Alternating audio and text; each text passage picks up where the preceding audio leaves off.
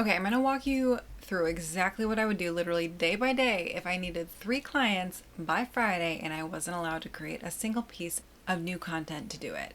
So if you're like, you wake up, you need clients, and like not 6 months from now when your content strategy kicks in and not when your funnel is done, we're talking now, we're talking this week.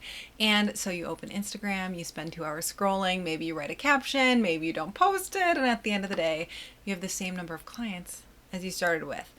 The online business world has you convinced that the path to clients is content. You post more, you be consistent, and grow your audience. And yes, that is how you build something long term, but it is not how you get clients this week. And I've been in business for 15 years. I've been a marketing freelancer. I've run a marketing agency. I now sell digital products, do coaching, and I've done hundreds of direct conversations, flash sales, private invitations, warm outreach campaigns across my own business and inside my client businesses over all these years. And I've watched so many smart, talented people starve in their business because they were so busy building the long term that they never addressed the now. So by the end of this video, you're going to have a literal day-by-day action plan for getting clients this week, starting from who to message, what to say, and what to do when they don't respond. And I'm going to show you that you do not need more people. You need to activate the right ones, and the people most likely to buy from you already know you, and we're going to go find them. So I want to draw this distinction clearly. There is a difference between long-term client acquisition and now client acquisition. For long-term client acquisition, we're talking content, funnels, SEO, visibility rhythm. We're talking ads. All of this works, and all of this is worth building. But unless those are already set up and you've set them up a long time ago, they're not going to get you 3 new clients this week. The now client acquisition, this is direct conversations, this is warm outreach, this is follow-ups, this is flash sales, this is where you go when you need clients now. And most people try to skip straight to the long term and they starve in the now. And some of it is they're just following other people's advice and they're thinking they're doing the right thing. But sometimes you do the long-term strategy because you're kind of avoiding doing the more uncomfortable now client acquisition work. So what this avoidance can look like is spending the morning on content. It can be procrastinating. It can be scrolling on Instagram and calling it market research. It can be redesigning your website, building a new offer, recording new videos for an offer you already have. It could be thinking about your content pillars. All of it feels productive, but again, none of it gets you a client by Friday. So the biggest bottleneck here is avoidance. We hide behind the long term because the short term, actually talking to people, making offers, and following up, feels really vulnerable. And it brings you really close to rejection or the potential of rejection. So this is not a strategy problem. It's a bit of a courage problem. And I say this with so much love. So let's start with our step 1.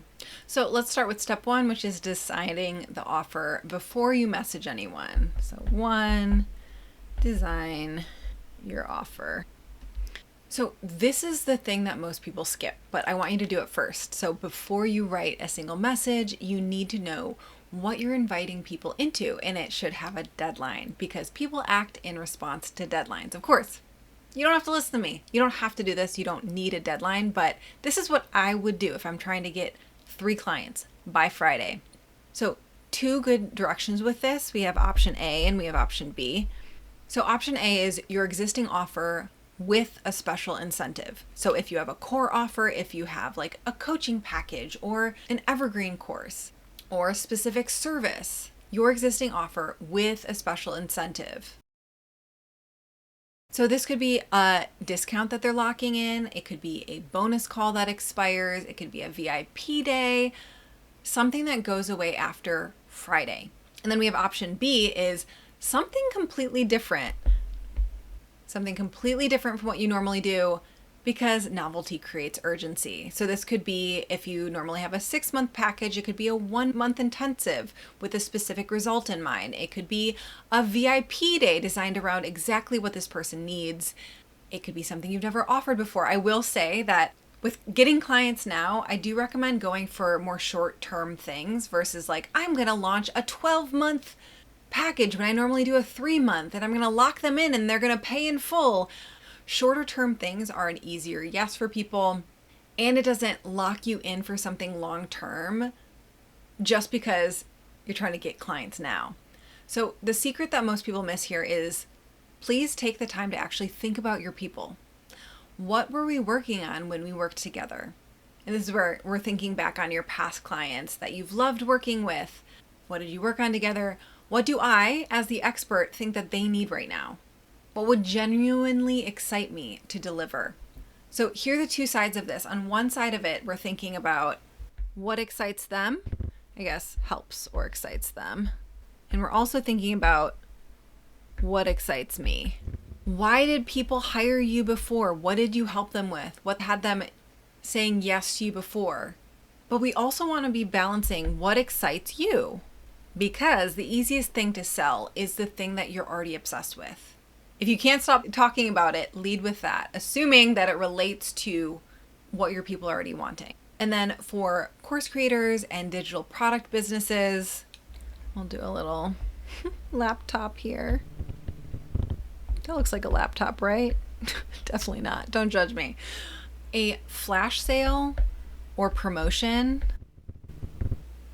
with an expiring bonus or an expiring discount is your version of this. So pick the offer, set the deadline, create the urgency, and then we'll move on to step 2. And feel free to pause me right now and follow along with this video. Okay, and on to step 2. Build your list. And I'm not talking about your email list, to be clear. So reminder with this is you don't need more people. We're trying to activate the right ones. So I want you to make a list of past clients or past interested people, people that you've talked with. And I want you to make a list of 10 to 20 people. So who goes on this list? I'm talking about past clients who got good results. These are people who already trust you, already know what you're capable of, already want the transformation that you're here to give them. I'm talking about past clients, even if you don't know their results. That doesn't mean they don't want to work with you. You maybe just forgot to ask them for testimonials or ask them about case studies after the fact. These are still warm and relevant people. You can also include people who have expressed interest in working with you and never bought. Maybe they booked a sales call, but then didn't actually hire you. They clicked open on that email, but then they never applied. They raised their hand already. You can also include people who engage with your content consistently. So you can go look at your YouTube videos, look at your Instagram posts. Who is engaging with your content consistently? They're watching, they're warm. They just haven't been activated yet. Or you haven't directly asked them yet, or they haven't heard about this amazing new different offer that is your 3 clients by Friday offer. And then if you are brand new and you haven't worked with people before, you're still going to be making a list, but it's a different kind of list. You're going to be listing friends, family, colleagues, former coworkers, because your very first client, your very first buyer is almost always coming from your existing network. And that's so hard for people to hear, but it is the truth. So we're going for past clients, people who've expressed interest, people who engage, and for newbies, your network, your friends, colleagues, that people like that. So what you're going to do is you're going to open the Notes app on your phone or a Google Doc and literally write the names down. This is something that you can put together in 10 minutes, 30 minutes max. And for each name, I want you to also write down, when did you last connect with them? What were they working on? So why did they hire you? What did you work on together? And what they might need now. That's an extra step that a lot of people miss, but you as the expert can actually be brainstorming and visioning for people of what they might want from you, what they might need now. And then do a quick scout on their social media before you reach out. What's been going on for them? Do a quick check-in to see if they've posted something. And if we're talking about like high ticket clients, one-to-one services, definitely cap it at 10 to 20 people. This isn't a mass email blast. This is personal connection. You will be writing individualized emails or sending individualized voice notes for each of these people. Yes, it is different if you are a digital product person doing a flash sale. That will be mass email type stuff. But there's no harm in also making this list if you're a digital product person, because the individual human touch of being like, ooh, these people bought this other product for me. I'm going to make sure that I directly message them on Instagram to let them know about my flash sale because I really don't want them to miss it. That human touch, in this day and age especially, makes a huge difference. So framing for your message is, I have this special offer, it's available through Friday, and I'm reaching out to a handful of my favorite past clients. I only have 3 spots. Would you like to secure one? There is true scarcity here. We only have 3 spots. You can only take on so many people. The deadline is real. The invitation is personal, but that actually takes us into our step 3. Step 3 is actual outreach, aka what to actually say. So 2 approaches here, and this is where you're going to read the person or just check in with your own energy and your own talking style. So approach 1 is the soft open. So this is like, hey, I was just thinking about you. How did X end up going? And just opening a conversation. And then you're seeing where the conversation goes before you mention the offer. And then there is, of course, the second approach, which is the direct open. This more looks like, hey, I have something new and I thought of you specifically. Do you have a minute to hear about it? Both of these are great directions. For some people, though, that with the soft open, it doesn't feel right to them because it kind of feels like beating around the bush. Where for other people, it's like, no, that's actually how I talk with people, and I'd rather open and start a conversation before I mention this. Now, if you don't know people, but you still want to reach out to them, like you have your list and it's actually people that you're like, ooh, I would love them to be a client, they can be included on your list. I should have mentioned that on step 2. And this is where you're sending a cold pitch. But I do cold pitches differently. And I am actually a huge fan of cold pitching. It was actually a huge way of how I started my business, how I grew my business, how I got to my first 7 figures in business, and got amazing, truly amazing, wonderful, incredible clients that have been clients of mine for 6 years and counting now. And the secret behind a cold pitch that's not gross and bro-y is that the cold pitch shouldn't be cold on your end. What makes a cold pitch by definition is you are a stranger to them. It's cold on their end. They don't know you. Burr. But what makes a cold pitch not actually be cold or gross or icky is it needs to be warm or hot on your end. So this is someone that you know about in some way, whether you're a fan of their work or they're a connection in some way. At the very minimum, if you don't already know their work or who they are, you need to spend at least an hour actually researching this person before you message them.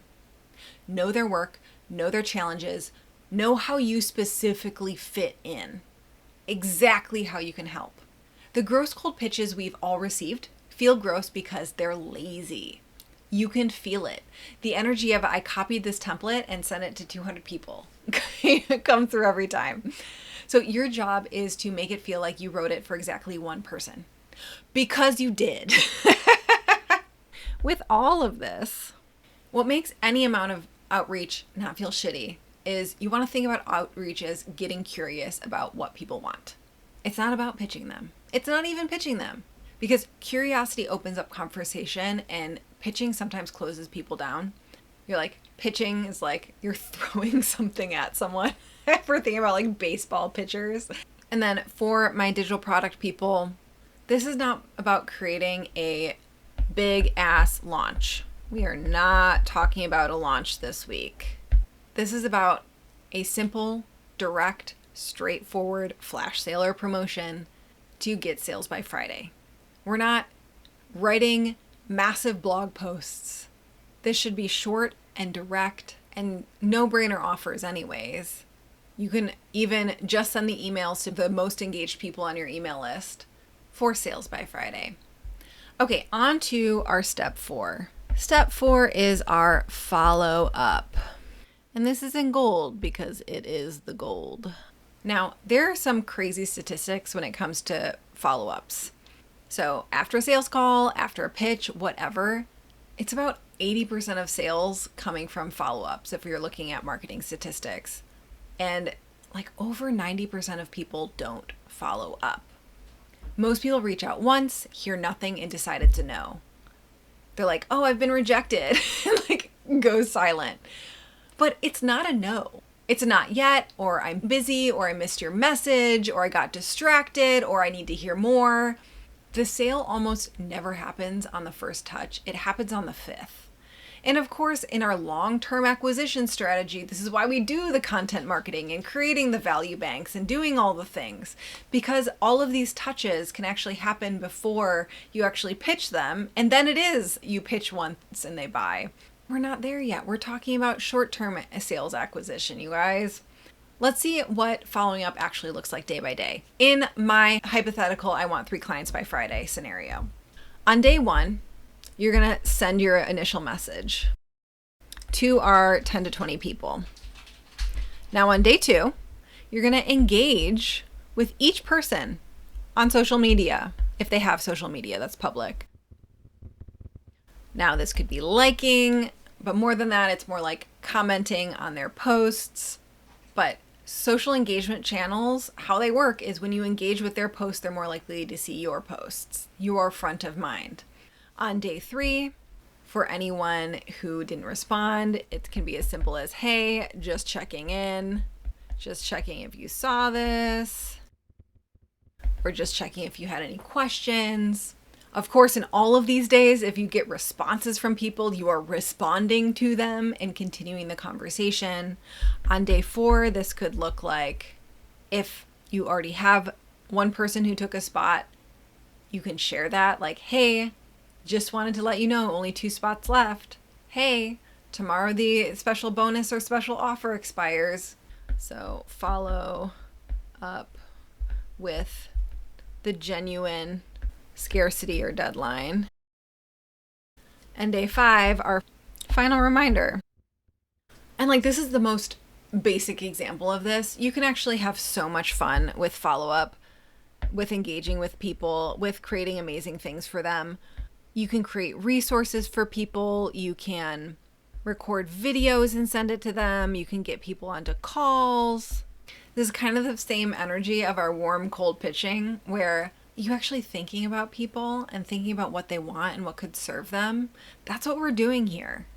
Being in relationship and being of value to other people. So what stops people from following up is telling ourselves. We tell ourselves we don't want to be annoying.